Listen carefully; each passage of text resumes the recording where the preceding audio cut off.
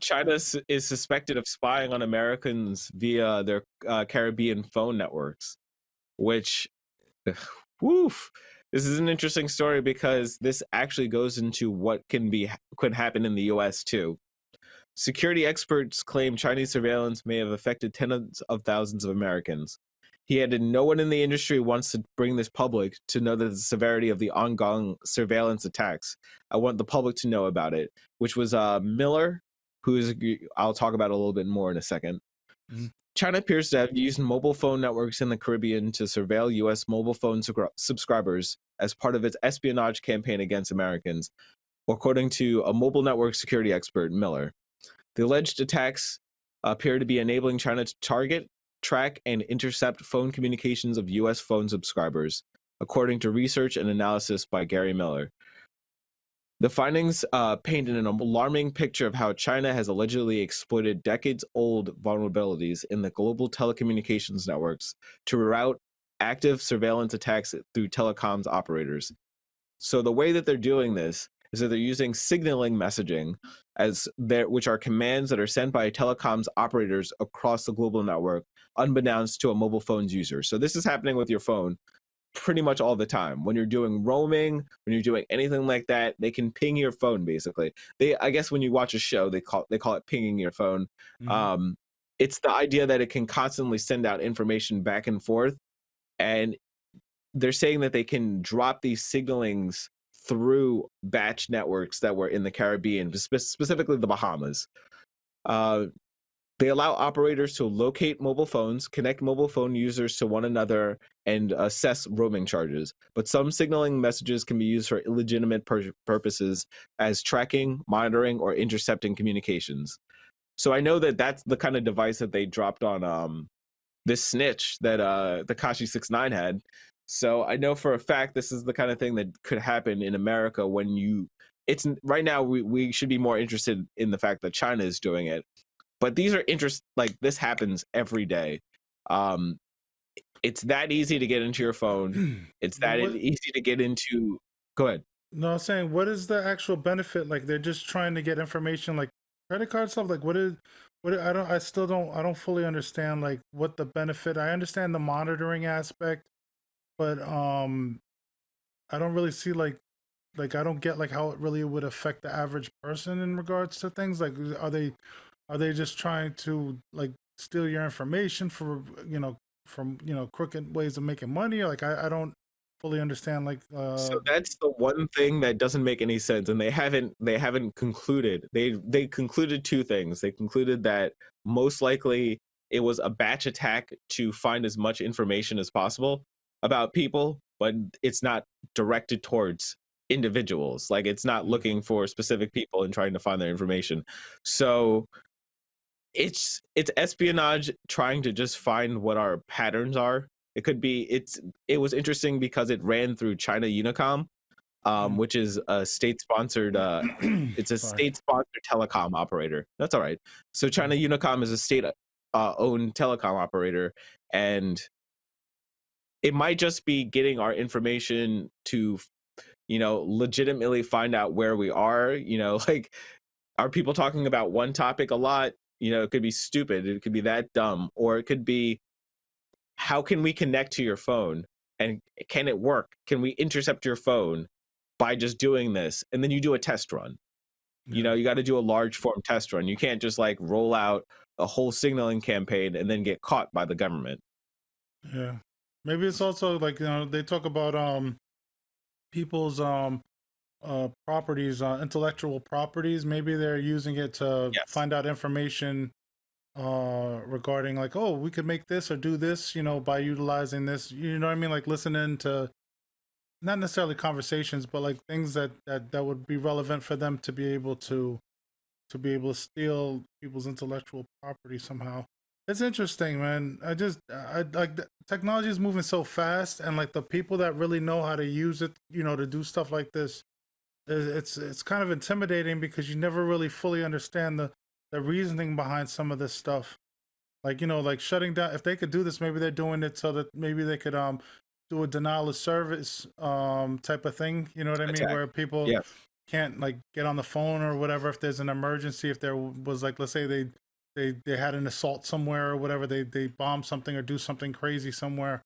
You know, who the hell knows, man? It's pretty scary. Like it's just so much going on, and at least they caught it. Like at least there's a way of them, the United States, that tracked it. At least, you know, a little too late. But it But wasn't the U.S.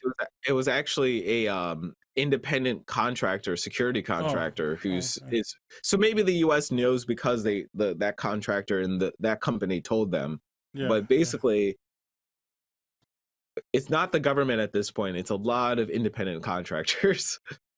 Yeah, and you know that's also in my mind, you know, a danger as well because you got all these people like it's like subcontractors doing all these different things. You know what I mean? That they're in people's business and you don't know what their intentions are either. It's like they could for like 10 years act like, oh yeah, we're your best friend, and then that 11th year, that's when they do something crazy.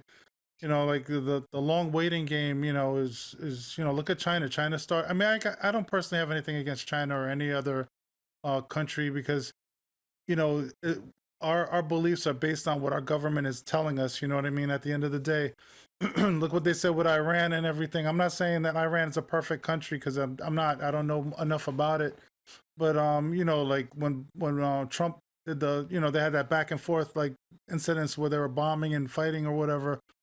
You know, they refrained from fighting us, and you would think that sorry, you would think that Iran would, you know, with all the bad talk that we've had about them, that they would have wanted to start a war back and do all this other crazy stuff, but they didn't.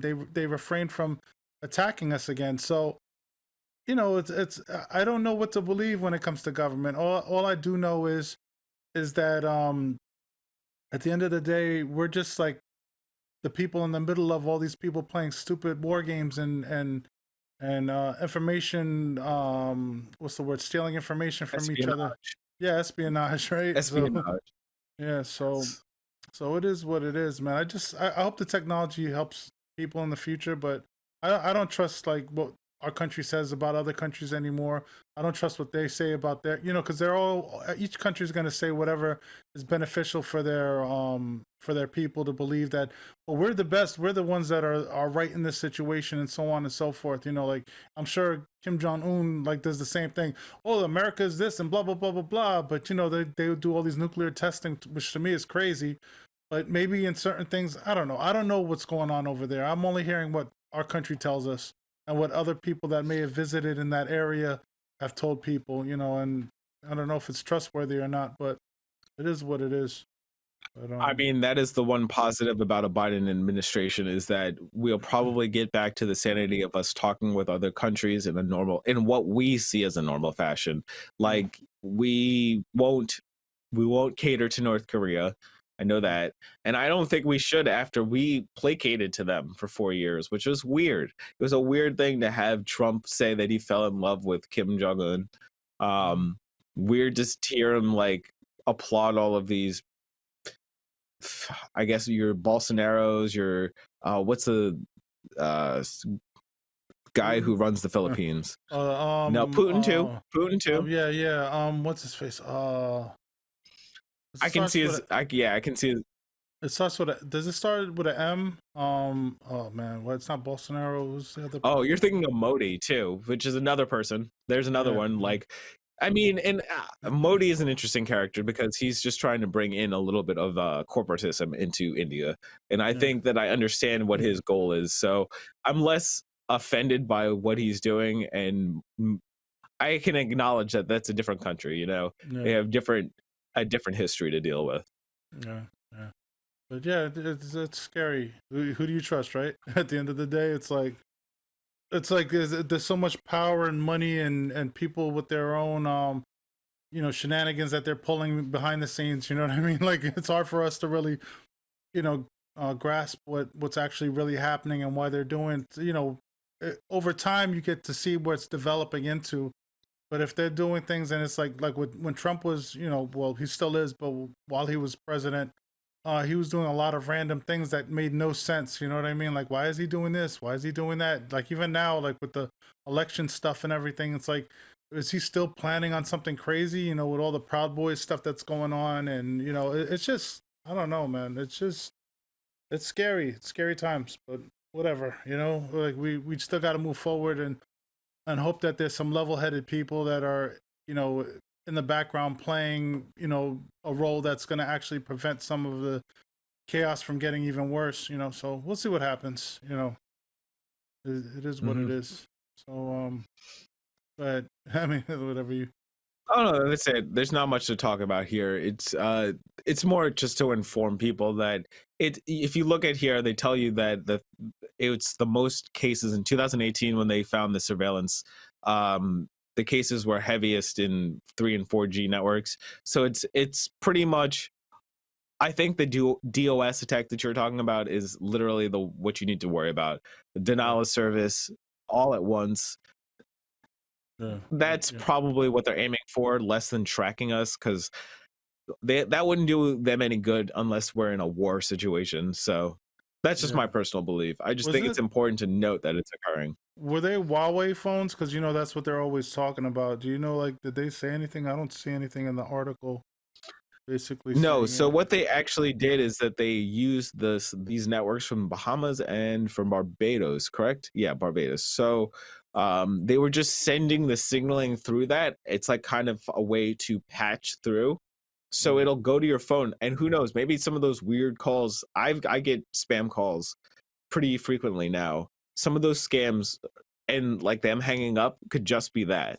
Like them just pinging your phone to find a signal and seeing, it's not going to be useful most likely, but it's just a way of testing out the system. In my opinion, they're testing out their ability to do so. I'm not going to even say it's nefarious yet. It's just illegal.